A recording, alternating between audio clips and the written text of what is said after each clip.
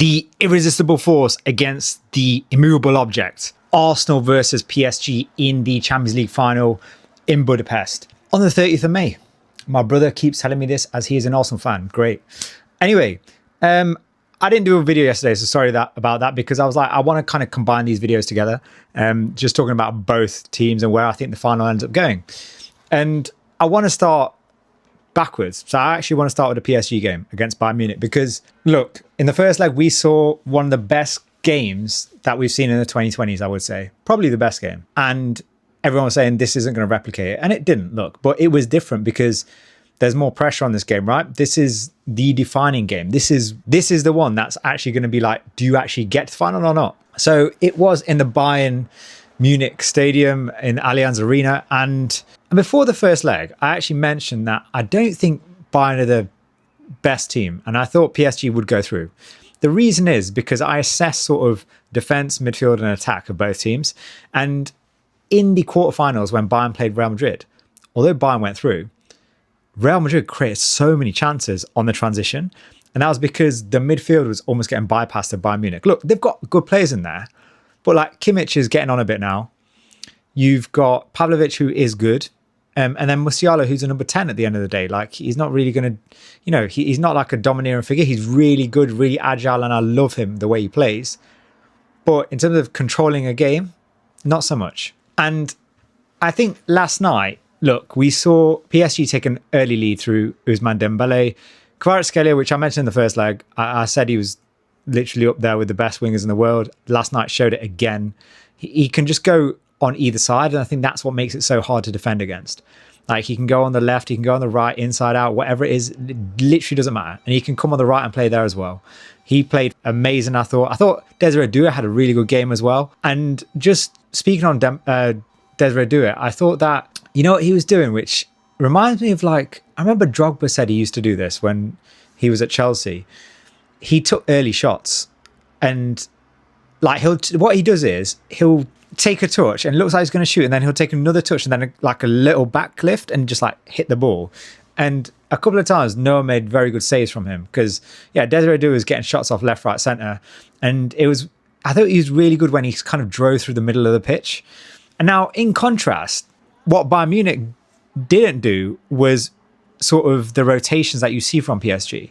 So Bayern Munich, look, they had shots last night, but apart from the goal that Harry Kane scored in stoppage time, I didn't feel like they ever made any clear-cut chances. And I'll talk about PSG's defence in a minute, but let's just quickly take a minute on Bayern's attack. Now, one thing I noticed in this game is Harry Kane, in the first leg especially, was dropping quite deep sometimes and letting the runners run around him and playing it like through to Luis Diaz, as he did, as we saw Luis Diaz's goal. He wasn't dropping off that much. He was playing, it looked like he was told to, let's just stay around the area, stay in the box, focus your energy there. I didn't see him dropping deep a lot last night. Elise had a bit of a quiet game.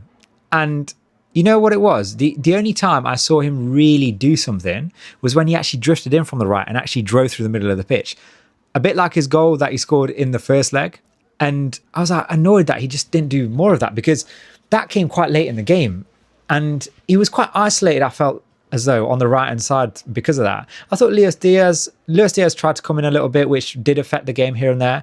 Musiala played okay, but there wasn't that cutting edge when they got into that final third. And I just think it was because it felt quite rigid last night. Their attack felt pretty rigid. Whereas PSG just rotate. Like, Dembele can pop on the right. Desiree Doué was actually playing more centrally last night, actually. So it's Dembele on the right mainly, on the left Kvara, but they could all switch. They just interchanged and whatnot, and that just confuses the defense as well. But like I said, the midfield here, so Fabian Ruiz came in because they had no Hakimi last night, right? So Zaire Emery actually went to right back, and so the midfield was the winning midfield of last year, which is Ruiz, João Neves, and Vitinha. And Fabian Ruiz put in a really good shift, I thought. He's surprised me a lot, I'll be real with you. Vitinha, look, we know his class, and João Neves, I was gassed with him. When I saw him first play 2 years ago, I wanted him at United. So I know the talent's there. But last night, look, that midfield trio were just better than Bayern's midfield trio. Although what I will say is that like the defense was the real bedrock for this game, because what I believe PSG should have done in the first game was when they went 5-2 up, that was just shut up shop, man. You don't need to do anything else. Don't get sloppy. And they got sloppy in that first game and they let Bayern back into it. They didn't need to. And last night, it looks like they learned their lesson. As soon as they went 1-0 up, they're like, you know what? We're just going to counter. We don't need to kill, but they need 2 goals anyway. So they still went for it, but just slightly more conservatively. And I want to say, Zaire Emery played okay. He got caught out by Luis Diaz a couple of times, but for the most part, he was good. I think going forward as well, he was pretty decent. But he's very versatile. He can do a decent job. I thought he was decent. Now, obviously, Hakimi's a massive miss and he's out for the rest of the season. So it will be Zaire Emery going forward. I'm assuming so. On the left-hand side, Nuno Mendes, honestly, got lucky to be kept on the pitch, I felt. He got an early yellow card and he could have got a couple of more yellow cards, I'll be completely honest with you. I think he got away with it a little bit. But look, that's the game. But for me, it was the centre-backs. And it's rare for me to say this because I think, and I've said this before, that's probably the weakest point of PSG. Well, apart from their keeper, because they're not even playing the keeper that they bought last year to be the number one. But I've never been a massive Marquinhos fan. But last night he played very well. I just think he's just like a tier below world class generally. But last night, very, very good. And Pacho for me, I don't really get Pacho. Like, but the more I watch him, I'm like, the better he becomes.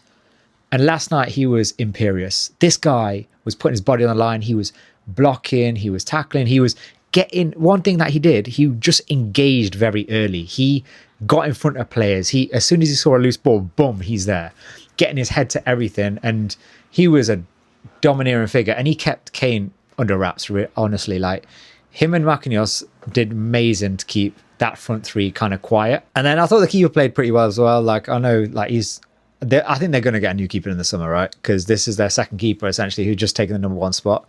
But look, he made some decent saves and whatnot. He couldn't do anything with Harry Kane's goal at the end.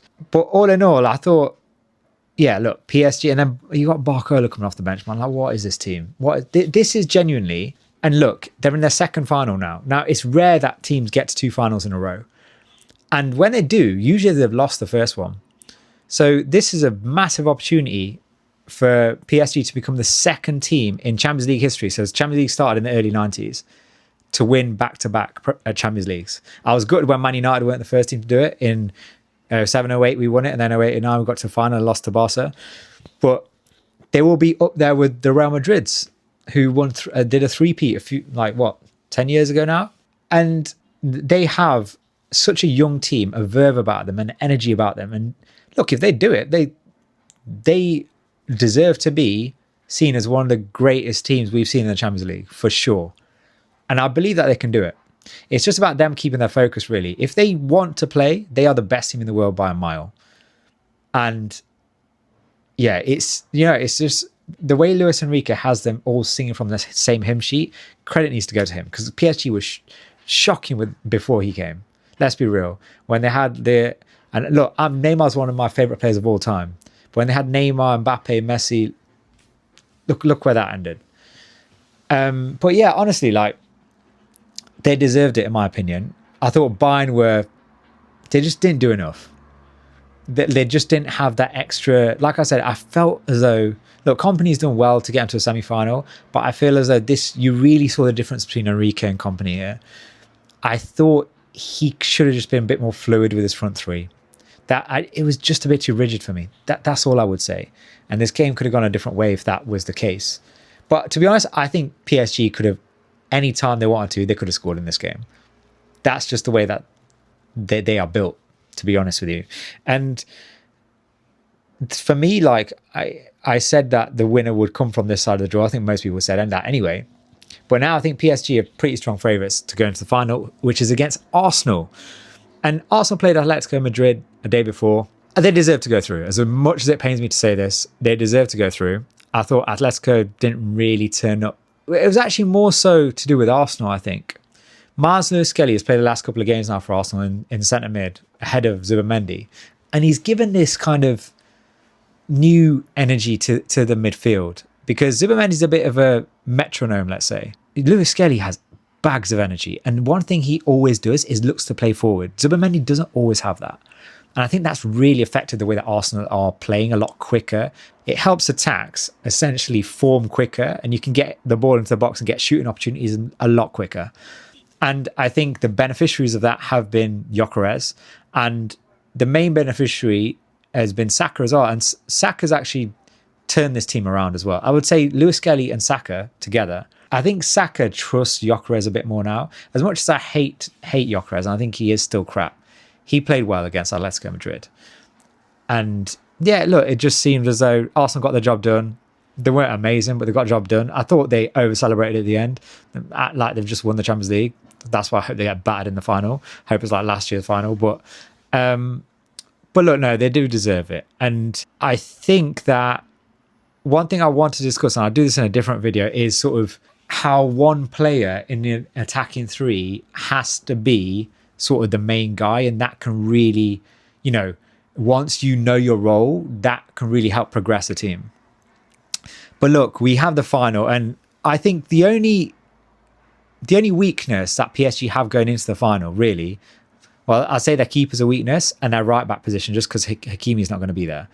Now, I would say that Arsenal, should attack that left hand side, but they play Trossard or Martinelli on the left. If they play Eze there, but Eze likes to cut in a lot. But the area that they need to attack is down PSG's right hand side, so Arsenal's left hand side. That's where Arsenal could give them a massive advantage, because yeah, I think I can imagine Nuno Mendes locking up Saka, I'll be real with you. And I think the midfield will be dominated by PSG. And obviously PSG's attack is insane. Look, Arsenal's defense is insane, but at the same time, look, the rotations I think will drive Arsenal wild, to be honest with you. So I see a PSG win, and I hope for a PSG win as well. But yeah, honestly, this has been a really intriguing Champions League run, I think. Harry Kane, like I said, he got one sort of clear-cut chance last night and buried it. So, 14 goals in 13 games I think he got, which is very good. But look, I look forward to the games. Let me know what you thought of the games as well, because I think it's just, we could be seeing this PSG, if this PSG team stay together, and look, how long will Barcola be okay with sitting on the bench? But if they stay together, this team is scary. They could dominate the Champions League for years to come. They could three-peat next year even. It's actually mental. Anyway, remember to like, share, comment, subscribe, all that good stuff, and I will see you here tomorrow. Peace!